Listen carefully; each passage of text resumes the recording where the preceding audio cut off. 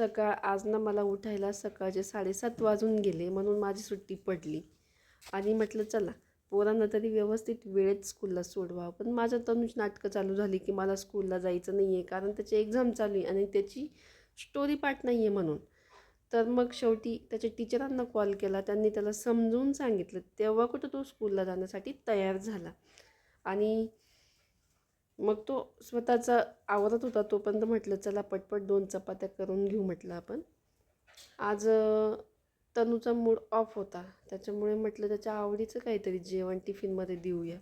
म्हणून मी विचार केला, म्हटलं चला याला गुळाचा काला आवडतो ना, आपण आज त्याला टिफिनमध्ये तोच देऊया म्हटलं. म्हणून मी मिक्सरमधून चपाती बारीक केली, कारण ऑलरेडी वेळ खूप झालेला होता.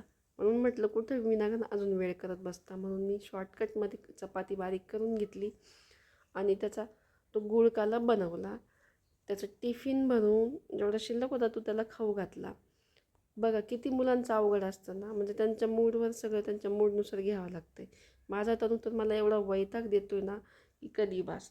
तो स्कूलला जाण्यासाठी एवढे नाटकं करतो ना, तर ते त्याच्यामुळेच मला उशीर होतो बाकीच्या गोष्टी कामावर वगैरे जाण्यासाठी. बघा इथं मी माझ्या तोंडाला ओढणी बांधली, हे बघून परी लगेच माझ्या जवळ आली. म्हणजे तिला विचारायचं असतं तू कुठे जाते, कधी घरी येणार आहे, हे तिचं रोजचं झालं आहे. त्याच्यामुळे ते समजतं आम्हाला तिला काय म्हणायचं आहे ते. फायनली माझा तनू शाळेमध्ये जाण्यासाठी आता रेडी झाला आहे. आणि मी पटपट माझी गाडी साफसफाई केली गाडीची आणि शाळेत जाण्यासाठी आम्ही दोघं निघालो.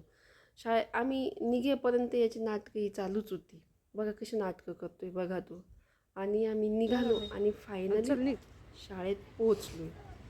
मी बघा कसं निघाला स्कूलमध्ये, काही नाटकं नाही काहीच नाही. मी 2 मिनटं तिथं थांबून त्याची गंमत बघत होते, हा व्यवस्थित जातो की नाही जातो असं. पण व्यवस्थित गेला आणि मग मी घरी